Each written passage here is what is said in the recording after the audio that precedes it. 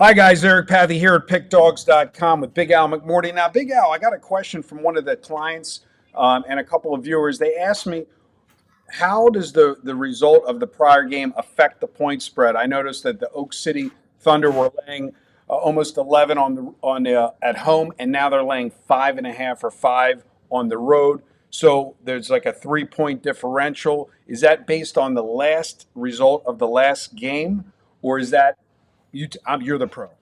Okay, so I mean, it's these things are based on a lot of things.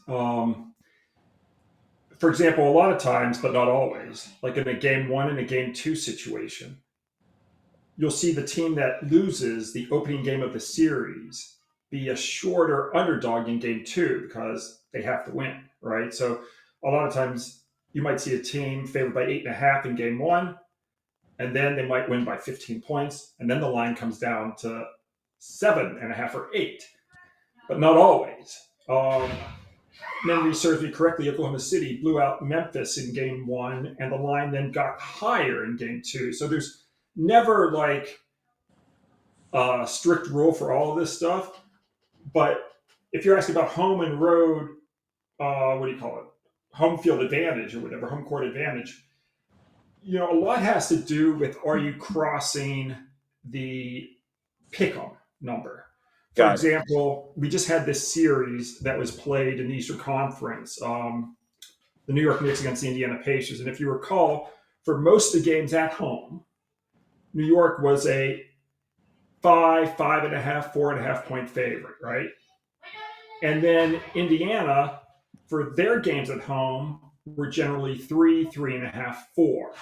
So the differential between the two, if you take like 5 and 3.5, that's like an 8.5 point spread, right? And then you might say, well, why is Oklahoma City? Why, if they were favored by anywhere from 10.5 to 11.5 points in their two home games, like why is there not an 8.5 point spread in this first game at Indiana, right? Like you're Exactly. saying, well, Exactly. exactly. I thought that's kind of what you were driving at. This line's 5.5, so here, it seems that the home court advantage is only 3 or even less than that because there's a 5.5 point differential, not an 8.5 point differential. And one of the reasons is you see this when a team is a road favorite. So it's not crossing the pick 'em. Oklahoma City's favored on the road, so you get less of a difference between the two numbers. Um, yeah, that's just kind of the way it works. Great explanation to all those that were asking, because a lot of people thought, like you said, it was going to be 8.5, 9, coming off that cover and win, tying up the series to 1-1. With that being said, guys, reach out. You can get access to June, July, and August absolutely free when you pick up the early bird promotion for the college and pro football season, which does include college and pro basketball through the Super Bowl in 2026. With that being said, Al, we'll keep it short and sweet. What are we looking at today? Oh, and I can also highlight another situation. Okay. So then, like I said, like there's no strict rules to any of this. A lot comes down to, how bad did a team lose? Which Right. team lost? Did the favorite lose or did the underdog lose? A lot of times when you get that game three situation where the team's down 0-2, you might see a shorter number. Not a short number. You might see that home team in game three, if they're down 2 games to 9, favored by more points than you would expect. Got it.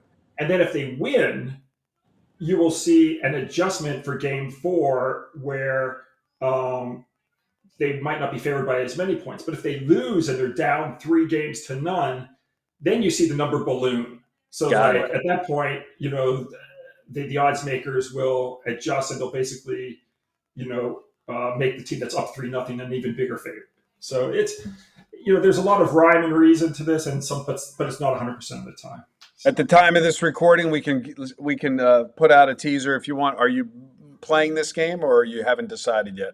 I actually haven't looked at it yet. I've been busy. My kids are ending school, and I'll handicap it overnight. I've been kind of Yeah, for you guys that don't know, Al does not sleep. If you're on the Telegram channel, the plays usually go out. They could be 4 a.m. Our time on the East Coast, 1 a.m. his time. And we have clients that are literally have the phone next to them. So the second they hear it, they can get up and get the play in.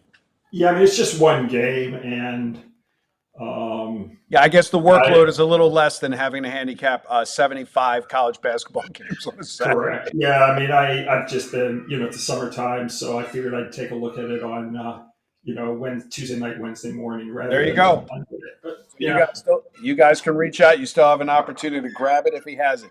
So what are we looking at for today's complimentary selection? well, I did just take a look at the WNBA, so I got that work kind of done. Got it. We're going to look at the Seattle Minnesota game. What's interesting to me about this game is we've got two undefeated teams in the WNBA this year right now. One of which is the Minnesota Lynx. They have not lost yet this season. The other is, of course, the New York Liberty. Minnesota is 9-0, and one of the teams that they already defeated this year is the team they're playing tonight, the Seattle Storm. They won that game only by 5 points as a 7 point home favorite. They're now laying roughly 4.5 on the road. I like the home underdog here. I mean, Minnesota's going to lose eventually. They're not going to go 40-0. And the home team in this rivalry has gone 48-27 ATS the last 75. And the other thing I like about this is when you get a team in the WNBA that's won at least 6 or more games in a row, and then they're not favored by a ton of points. And that's the situation here. The cutoff is actually 5. And then the other team's not on a long win streak. Those teams on that 6-game or greater win streak don't do very well. They've only covered up 33% going back to 2006. So I think this is the time the Lynx finally lose a game, and we're going to take Seattle plus the 4.5. Seattle plus the 4.5. The Storm against the Lynx. I'm learning Oh, slowly. the nicknames, yeah. No, actually, honestly, the computer's behind me. I just looked at it. Wow. That's fine. But it was funny. It took me a minute, and then I looked at the wrong team, and I went wrong team, and then my eye went up, and I got the right team. So we're going to take the Storm at home. You said plus 4.5. Actually, Al, I'm seeing 5 in some spots, so 4.5 for 5 because I have the screen up while Yeah. we're talking. Now, did you see the new nickname for the Utah Hockey Club? Have you seen the name they're going to? I have not. And you guys are killing me with these mascots. What's this one? I sort of like it. It was kind of like the one I was rooting for. I just wish, I've said on the show before, I like the nicknames that are plural as opposed to singular. And they're calling themselves the Utah Mammoth. And they've got like a woolly mammoth, kind of like a fierce woolly mammoth as their logo. I would have preferred the Utah Mammoths, plural. Right. But yeah, I mean, I kind of like it. I'm sure they had some reason, rhyme or reason. But today we're going to rock and roll with the Storm plus 4.5 or 5 as your complimentary selection. Reach out 443-957-1006 or send me an email to eric@pickdogs.com. And as always, good day and good luck.